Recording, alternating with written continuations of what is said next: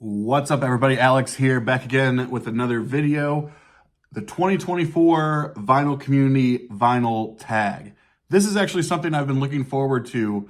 For those who know, I just started my YouTube channel a couple of months ago, and the vinyl tag that the great Rob Walker over at Rob Walker Let the Music Play has historically put together is one of the coolest sort of vinyl community things that kicks off the year every year. It's a list of 20 questions, and it's just a great way for everybody to sort of come together and answer these questions, do some show and tell, all that type of stuff. And so, yeah, I'm just excited to take part in it. It's the 1st of January, the first day of 2024. And so hope everybody had a safe and fun New Year's, and hope it's a really successful year for you all and for me as well. So, yeah, again, shout out to Rob Walker, Let the Music Play, for putting this together.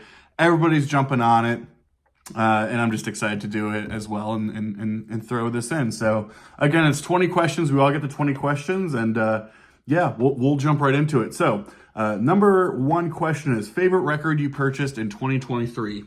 Talked about it a lot, but my number one record of the year and just overall the kind of favorite one that I purchased this year was I.O. from Peter Gabriel. Love this record, love Peter Gabriel. And yeah, I've talked about it so much, but always worth talking about it more. I.O. Peter Gabriel, that was my favorite purchase of 2023.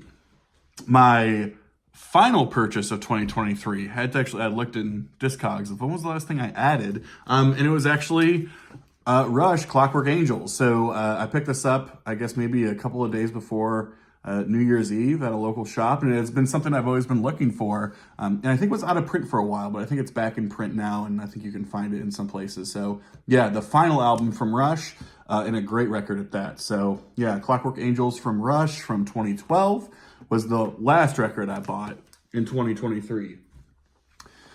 Next question, a band or singer who released 2 or more albums in the same year. For this one, I'm going with the very busy Genesis in 1976 when they first released Trick of the Tail, I think in February, and then later in the year released the follow-up Wind and Wuthering. Pretty impressive considering these were the 2 records right after Peter Gabriel and the band kind of went their separate ways. And so, yeah, for Phil Collins to sort of step up and say, yeah, okay, like I'll take over lead vocals and I'm going to crank out 2 albums right after another in the same year. That's pretty impressive. And if that's not enough, sort of like the extra credit on that was he also put out this amazing jazz fusion record, Unorthodox Behaviors, the debut from Brand X, that also came out in 1976. So in 76, Phil was drumming and singing on 2 of the Genesis records, and then he was also forming and drumming on this incredible jazz fusion record, Brand X, Unorthodox Behaviors. Killer record here. So yeah, 75 was a pretty busy year for old Phil. If you could only listen to if you only listen to music from one decade, what would it be? For me, it's the 70s. I just think that for the type of music that I'm into, that was the decade that sort of brought it all together. So hard rock, you got your Deep Purples and your Black Sabbaths, all that kind of stuff. Prog, I mean, this was the golden era of progressive rock, arguably that 70 to 75 period. Absolutely outstanding. I'm a huge glam fan, so you're talking about your T-Rexes, your Bowies, your Sweets, your Slades, all that kind of stuff. Love. Power pop, huge fan of power pop, and even other stuff outside of those main genres. I'm a big jazz fusion fan. And so after sort of Miles Davis went electric in the late 60s, the early and mid 70s and throughout the 70s was full of killer jazz fusion. So for me, I'm all in on the 1970s. That would be my decade of choice. So since Rob Walker is from the Manchester, England area, this was show a record by a band or an artist from Manchester. Progressive rock band that I love, absolutely love, and that is Van de Graaff Generator. They're from Manchester. This is God Bluff. Outstanding progressive rock band, although I will say not for everybody, but then again, you could say that about most progressive rock bands. Peter Hamill and company, very acquired taste vocally, but I love it. It's dark, It's got some just squeaking sax going on, just all types of good stuff. I love Van der Graaf Generator. Yeah, and they're from Manchester. Which band or artist did you listen to the most in 2023? Had to think about this one a little bit, and I didn't want to duplicate too many answers because I listened to a shit ton of Peter Gabriel this year. But, this was something, this is a band I just keep going back to. I don't know, if I'm just in that space, maybe some of you can relate to it, where it's like you want to listen to music, but you're just having a hard time figuring out what you want to put on. For me, I, at least over last year, was constantly going back to the War on Drugs. And this is my favorite War on Drugs record here, Lost in the Dream. Absolutely love this record. I find myself playing all the time. Again, if I just don't know really what to play, doesn't matter what my mood is, I'm throwing on a War on Drugs record. So yeah, absolutely love this stuff. And yeah, they were probably an artist, or this was the record that I probably played the most last year.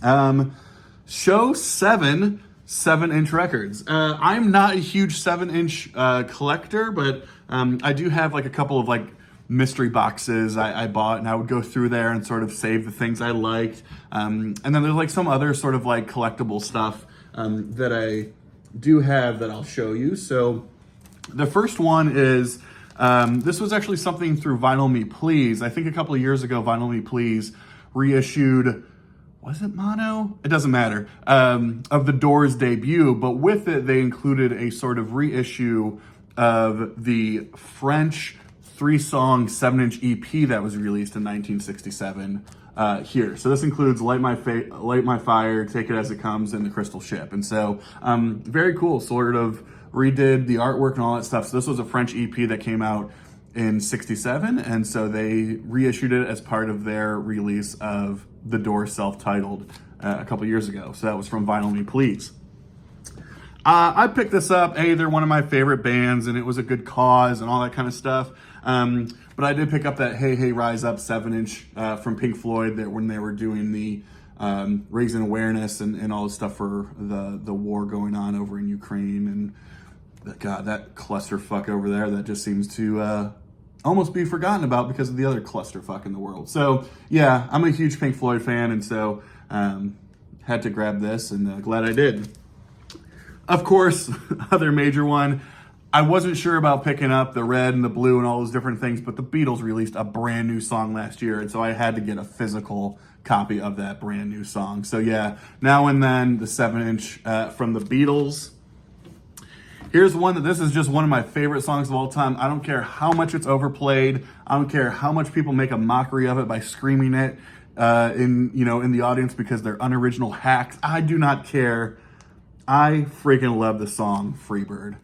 And I found this in like one of those like mystery box things, and I was like, I need it. And so yeah, I love Freebird. This is the 7-inch, and this is the B side to this is Down South Jukin', which I don't think ended up on a record. So yeah, Freebird and then Down South Jukin', Lynyrd Skynyrd, 7-inch there.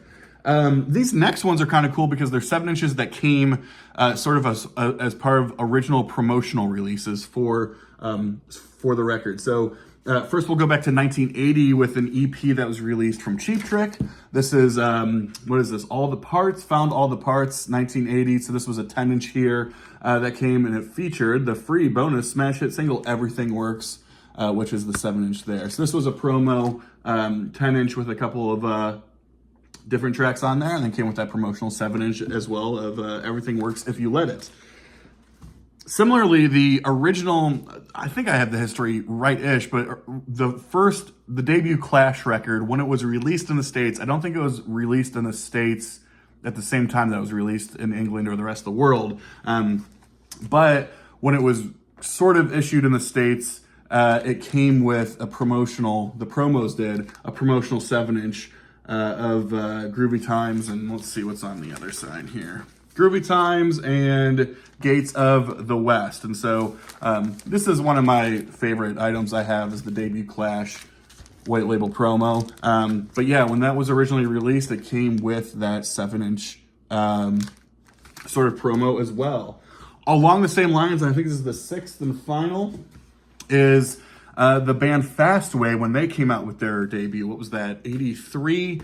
I'd be guessing on that. But Fastway, hard rock 80s band that was originally supposed to, the name Fast Way came from Fast Eddie Clark, who was coming from Motorhead, and then Pete Way, who was coming from UFO, although due to some weird stuff, Pete Way's not actually even on the record itself, but the original promos were released with a 7-inch Far Far From Home. So yeah, that's kind of cool there. So yeah, those are the 7 inches, or 7 of the 7 inches. Anyways, wish I had more 7-inch. It's a bad joke. I'm full of them. Let's see. Who is coming to your party? So the idea here is that there's a dinner party and you invite 4 music-related artists or musically related people that you would want to hang out at an imaginary dinner party for.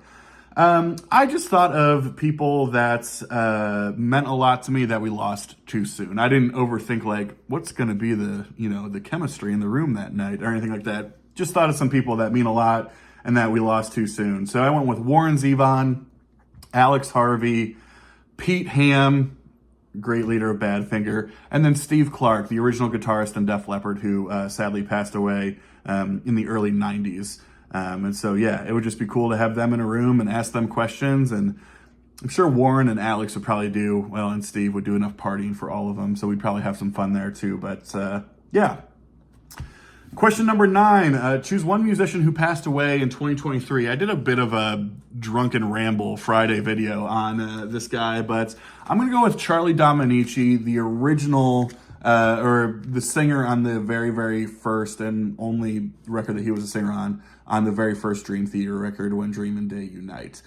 Dream Theater is my favorite band of all time, and Charlie was the singer on their first record, and then sort of went off and did his own stuff, and then James LaBrie took over, and he's been sort of the singer ever since. But yeah, always this interesting of, you have a favorite band, and, somebody from that sort of family passes away. And so, yeah, it was just one of those things that stood out to me. So yeah, I'm going with Charlie Dominici, singer on the first Dream Theater record, When Dream and Day Unite. Let's see. Imagine if you could only listen to music from one country, which country would it be? England. To me, yeah, I mean, part of me wanted to be like really creative and like choose something a little bit more obscure, but yeah, I mean, just everything I'm into, prog and glam and hard rock, all that stuff, I'm all in. Give me all that. Give me England. Number 11, name 3 vinyl community channels that I discovered in 2023. Well, I discovered a lot of them, pretty much all of them in 2023, but I do want to give a special shout out to the following channels: Steve at All the World's a Stage, Trevor over at Flat Round and Spun, and then Marcia at Marcia P. Those 3 individuals, they do like a bi-weekly live stream on Sunday evenings, but they were 3 people who were so supportive and instrumental. And when I was joining like the live streams in the chat, and they actually invited me to talk a couple times, they were so supportive of me. But they were people that I had no idea who they were before. I'm trying to remember how I even got introduced to them. Regardless, they just meant so much to me. And so I wanted to make sure I spent some time acknowledging them for all the help and support they gave me and continue to give me. And I'd like to think I could call all of them friends. Marcia would probably get mad at me for that. It's fine, Marcia. You'll get over it. So yeah, great channels. Show a record you bought when you were a teenager. Random story. I have like these very clear memories of my older brother and me sitting in our room playing video games after school in high school. And we would just, I don't know, it seemed to be like a daily thing. We would come home, we would throw on the Xbox, and we would throw on Thick as a Brick.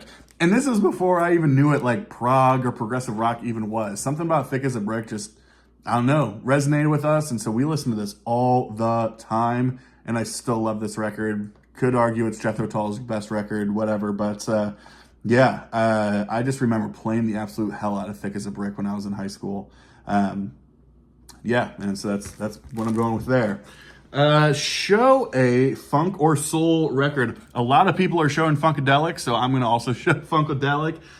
Mostly because I just can't get over how ridiculous this cover is and how ridiculous, I mean, they're just so great, and I do love this record. So we're going with Cosmic Slop from Funkadelic. Yeah, crazy record cover too. And just, I don't know, I think the line is like, do you want to dance with me? We'll do the Cosmic Slop. I mean, you can't beat it. You can't beat it. And I, of course, have a great deal of respect for the Cosmic Slop. That's what they used to call me in college. So I totally get it. But yeah, Funkadelic Cosmic Slop. That's the funk record. Next point is show a record that you think everyone has, and show a record that you think nobody has. It's kind of funny because you would think everybody's going to start showing like the same record, right? Like everybody would show like Rumors or Dark Side of the Moon or like that type of stuff. So I was like, well, do I show something that's not those? And I was like, no, that's the whole friggin' point. But I chose something that you could argue is, I always think of like if someone was starting a record collection, like what would be like the 5 albums you'd be like, these are must-owns, right? Like you have to have these. And I went with Joni Mitchell's Blue. Love this record. I know like a lot of people still love it, and you know, it's one of those, everybody knows it and everybody loves it, and for like really damn good reason. Love this record. So yeah, Joni Mitchell Blue.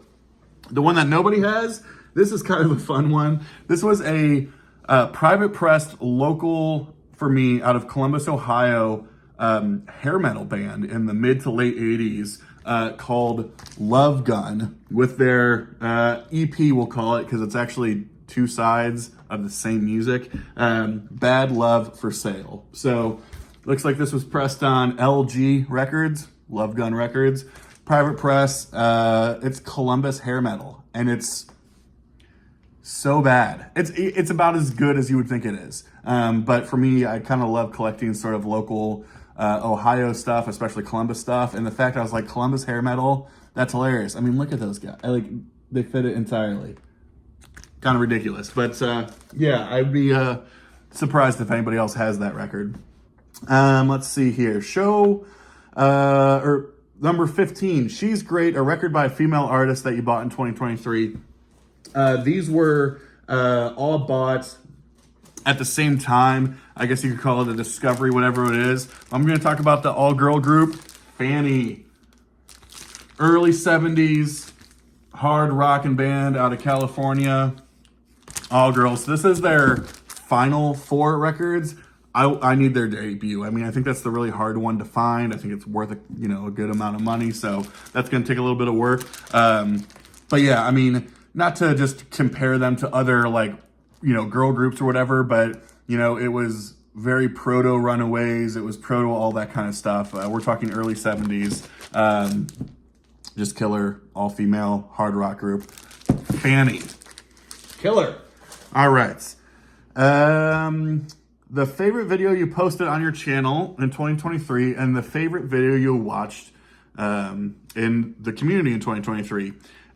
I mean, I only posted 19 videos because I, just started or whatever a couple of months ago. But I guess, for sentimental reasons, I would have to say that my first video, that's, as so many of you know who have channels, that's the tough one. It's like you just got to get it out there. Yeah, it's not going to be perfect, but who cares?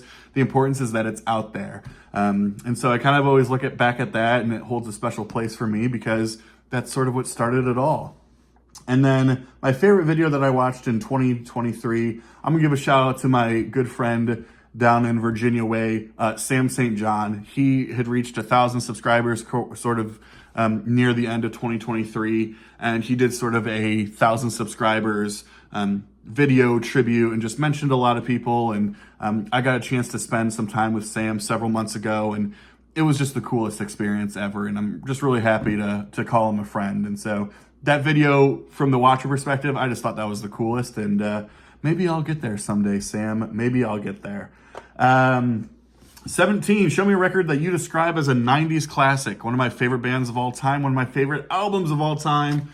The debut from the Counting Crows, August and Everything After. I love this record. It's a perfect record for me. The hits are great. The deeper cuts are great. But again, I think in terms of 90s collections, classic stuff, August and Everything After deserves a spot in that list.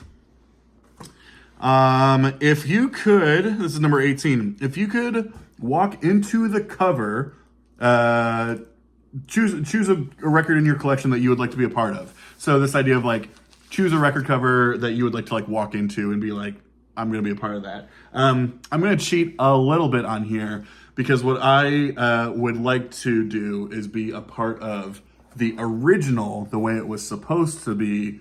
We're only in it for the money from Frank Zappa. Of course, his sort of parody of Sgt. Pepper's Lonely Hearts Club Band by the Beatles.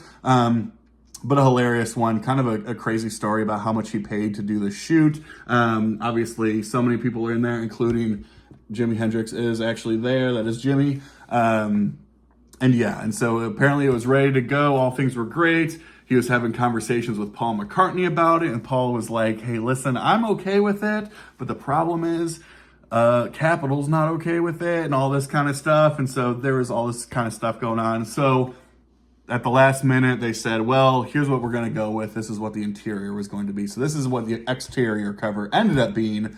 But later reissues did go back to what was supposed to be the original here. So, I love stories about album covers and the history and all that kind of stuff. And obviously that interior is much better what this ended up being. So, only in it for the money from good old Frank. Number 19, it's like a greatest hits show record. You're so familiar with it, it feels like a greatest hits. Well, it almost is a greatest hits too, just based on the amount of singles that were released and that are part of it. So I'm going to go with Def Leppard's Hysteria. Told the story a number of times, but this was one of the first albums I fell in love with and the first band I fell in love with when I was 14 years old or something like that. 7 singles off this record, 6 of them reached the top 20 in the States, which is kind of crazy. I mean, they went into this thinking, the idea that Mutt Lange went in and said, hey, look, I kind of want to do a hard rock version of Thriller. And they kind of did. I mean, this thing has sold like mega billions all over the place. Absolutely outstanding. Even the non-singles, I love every track on here, even the super cheesy ones, which is like all of them on here. But obviously you got Pour Some Sugar on Me, Armageddon, Rocket, Animal, Love Bites, the deeper cuts like Run Riot, the greatest deep cut, Gods of War. I mean, everything just on here was just absolutely spectacular. Hysteria, the title track, was a huge hit as well. And my personal favorite off the record, that was not a single, but they often said if they could replace Women, which was the first single, if they could replace that with a different single, it would be Love and Affection. And that's my favorite song off this record. So that is my pick for that. And then number 20 is Show an Album that was released in 1974 and therefore will be celebrating 50 years this year in 2024. One of my favorite bands of all time, and as far as I'm concerned, the last proper album of this band before sort of tragedy would strike. And I just think it is an outstanding sort of going away, as sad as what would come is. But I'm going to talk about the record Wish You Were Here from Badfinger. A lot of history with this record, and it was released and then it was withdrawn from the bins like 3 weeks or something after it was released. The last record with Pete Ham on it before he would ultimately take his own life, and just a tragedy would ensue with this band in the worst of ways. But this is one of my favorite Badfinger records, and would love to see some kind of 50th anniversary something for it. I doubt that would happen, but one can dream. But Badfinger, love them to death and love this album for sure. And it's going to be celebrating 50 years this year. All right, that's all 20. Thanks again, Rob. Appreciate you doing this all the time. And just a privilege to be able to kind of do this as a member of the community now. So looking forward to watching other people who post this. And love to hear your thoughts, and hope everybody has a really safe, healthy, fun, enjoyable, and successful 2024. And looking forward to it. Cheers, y'all. Bye.